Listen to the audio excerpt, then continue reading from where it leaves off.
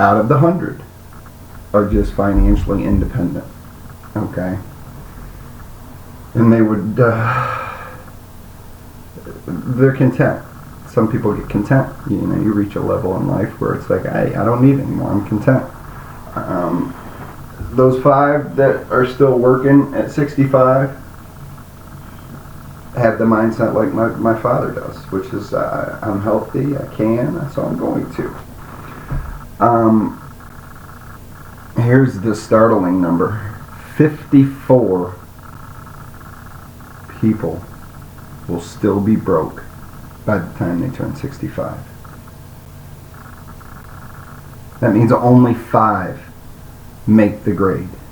One person's wealthy, the other 4 financially independent, the other 5 are working, the other 54 are broke. My question to you is, what happened to the sparkle?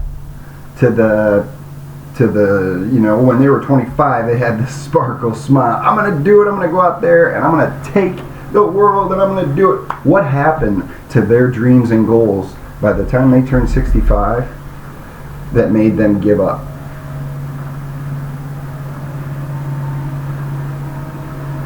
And I'll tell you, it's because we have a lot of disparity on what we intend to do versus what we do.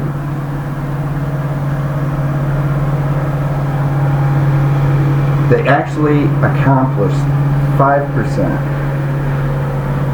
achieve success. If we want to figure out why those 5 people achieved it, then we have to define success.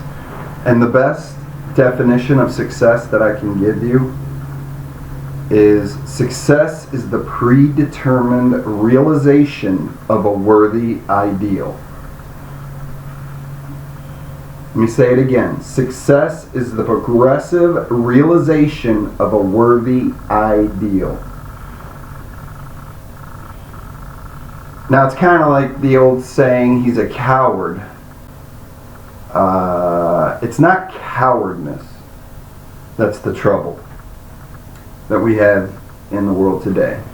It's not cowardice at all. It's conformity. The reason so many of us are lost and still looking by the time we're 65 is we conform. You know, I'm guilty of it. I take responsibility for it. I just conform to my surroundings. I stay in my comfort zones. I don't do anything to disrupt or,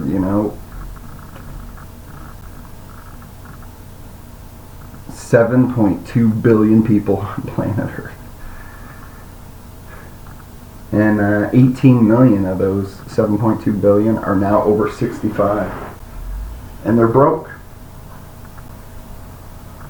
They're either dependent upon the government to take care of them or somebody else to help them out. They're not financially independent. The answer we're looking for is why. Why do we conform and act like the 95% of the world that don't succeed? A lot of it has to do with these people believe that their lives are shaped by circumstance, if you will. It's always about what happened to them. An exterior force, the government. Did you see who's president? Now, of course I can't be successful. A survey was made that covered a lot of working men, and the survey basically was this. They asked 100 men, why do you get up and go to work? Why do you get up and go to work? They didn't ask 100, they asked 20. That's the actual survey, I believe. They asked 20 men. Why do you get up and go to work? 19 out of the 20 really had no idea. If you asked them, they would say, well, everyone gets up in the morning, they go to work, and that's what I do. Now let's get back to the definition of success. Who succeeds? The only people that succeed are the ones that realize the progressive realization of a worthy ideal. Now, if you can take that knowledge and write it down, don't just watch this, you'll forget about it. It's the way the subconscious works. When we wake up in the morning, our brains are operating at 10.5 wave cycles per second. That's when our subconscious is most aware.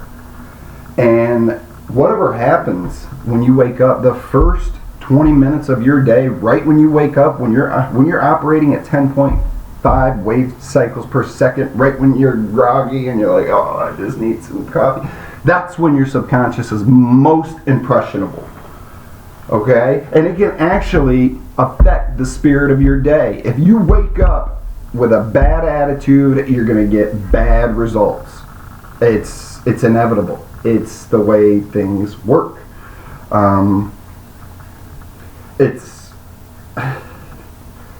You gotta learn to start your day off right. The predetermined, the progressive realization of a worthy ideal is success. That's like the guy that's down there working at the gas station, because that's what he wanted to do. That's the guy working on the corner liquor store because that was his dream,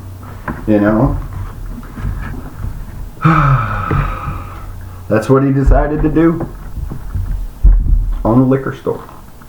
And that's what he does, day in and day out. That one ended finally. This one, 12 minutes. Gotta love it. Gotta love it. Now, why only 1 out of 20 knew where he was going? When he got up and he got ready and went to work, and he was asked, why do you get up and go to work? Well, he had a goal. It's like launching 1,000 ships and giving them a map, a captain, a crew, and launching out 9,999 ships to go to this destination with the captain, with the crew, with the realization this is where we're going. Out of 10,000, those 9,999 are all going to reach their goal. But let's take one ship and let's just not give it a captain, no crew.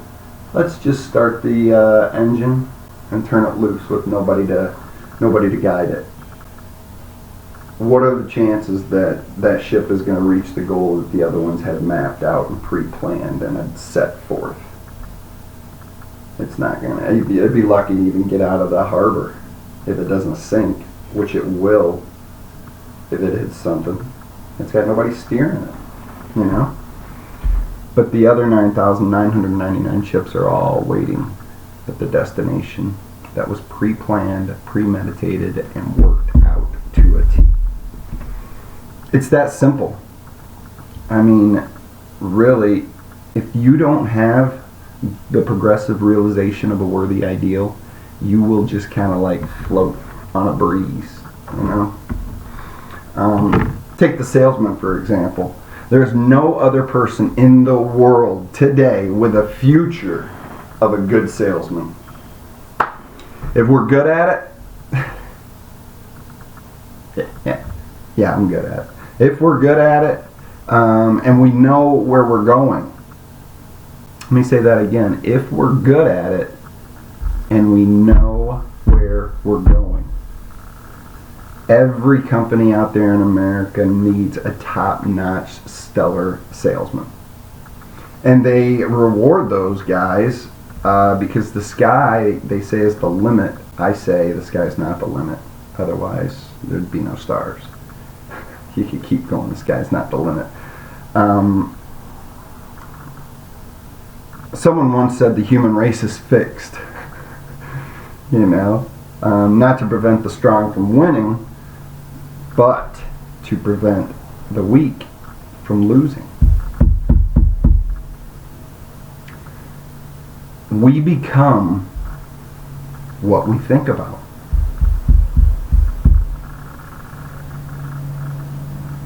all throughout history.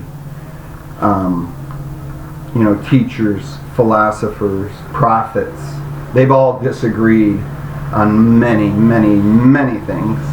But on one thing, they all came to terms and agreed together. We become what we think about. Take me, for example.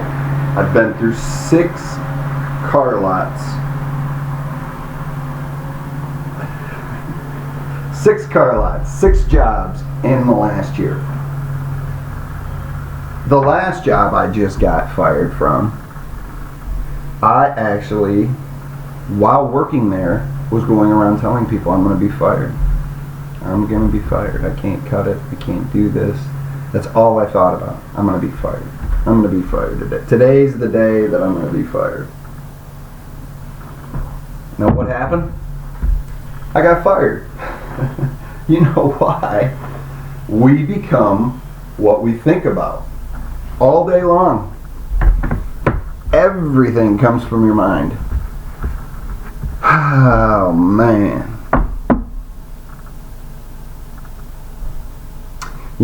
There was this great philosopher, Ralph Waldo Emerson. He said, a man is what he thinks about all day long.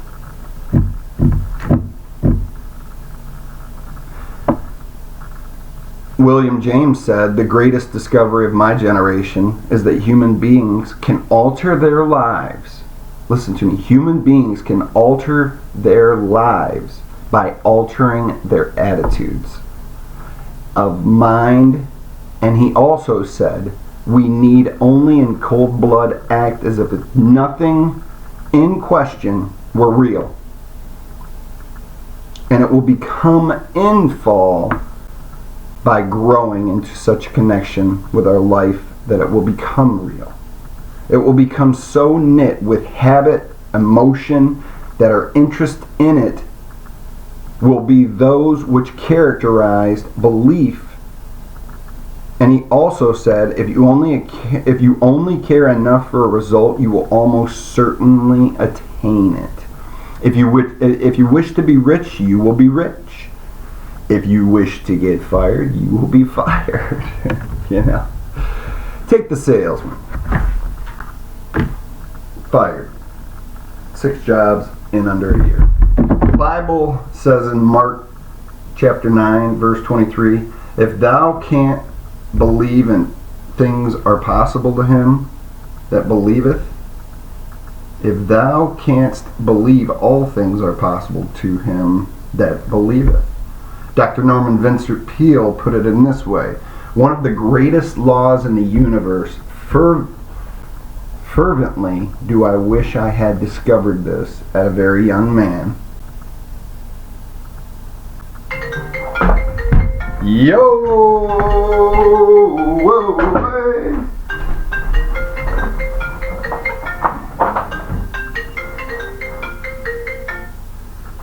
Hello.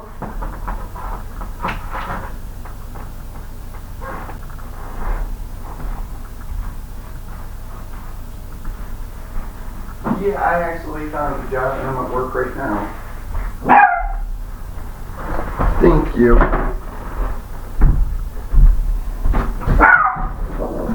You tell him, buddy. You tell him. Hi, this is blah blah blah, and I notice you're on a job site. Yeah. Doesn't this guy know I radiate pure awesome? Where was I?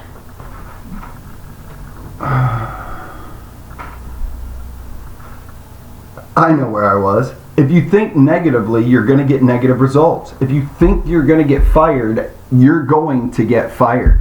If you think you're going to be successful, you're going to be a success. If you think you're going to be rich, you will be rich. Now, why is this the strangest secret in the world? Well, William Shakespeare put it this way. Our doubts are traitors and make us lose the good we often might win by fearing to attempt. George Bernard Shaw said, people are always blaming their circumstances for what they are. I refuse to believe in circumstances. The people who get on in this world are the people that get up and look for the circumstances, and if they don't find them, they create them. And every person who discovered this a while believed he was the first one to work it out. We become what we think about. If you are thinking about a concrete and worthwhile goal, you will find a way to reach it, because that's what you think about. And a man who has no goal, who doesn't know where he is going, and whose thoughts must be there for the thought of confusion, anxiety, fear, worry, it becomes part of his life. Frustration.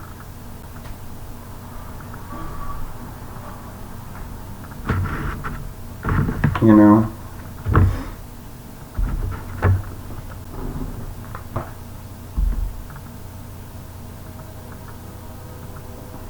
How do we become what we think about?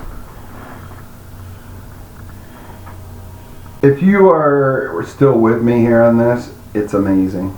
I used to do some motivational videos, or try to.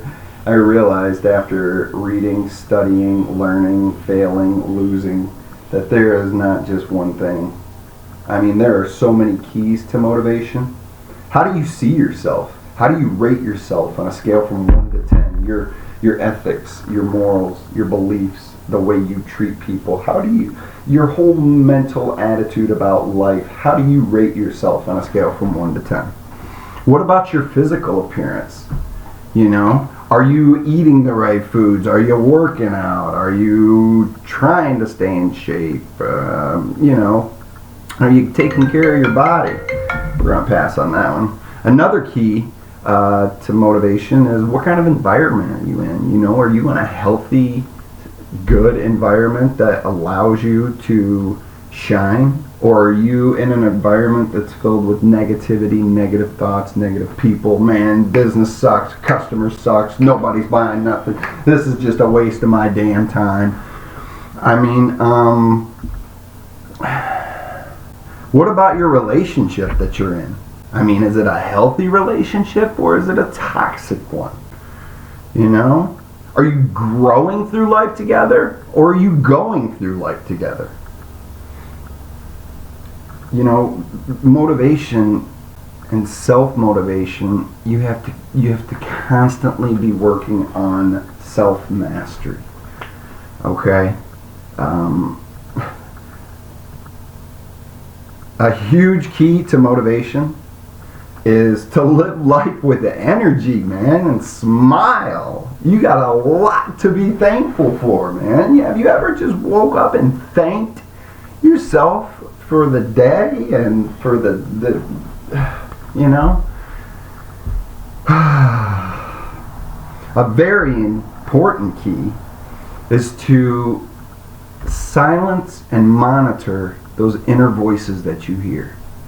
Now, don't look at me like I'm crazy. We all have those inner voices that talk us out of doing something amazing, doing something that we could really be successful at. There's a voice in the back of your head that says, it's a scam, don't do it. Don't do it.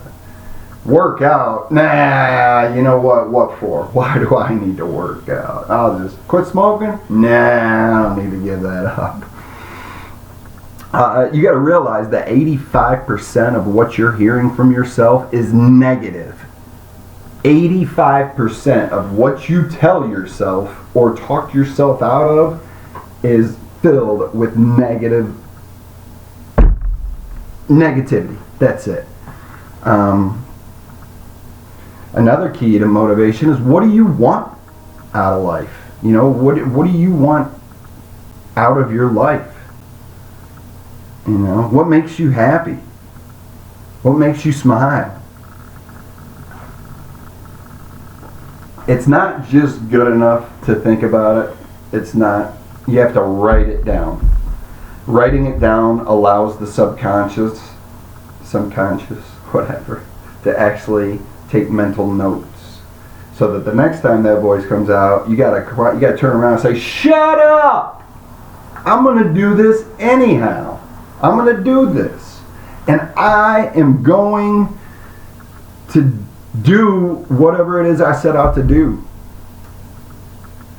Now, once you've said this, once you've written this, I want you to read it 3 times a day. Morning, noon, and night. And see if you don't experience a change.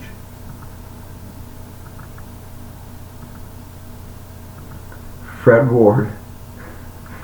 This will be the first YouTube in a long time. But hey, thanks for tuning in. I appreciate you guys. All right.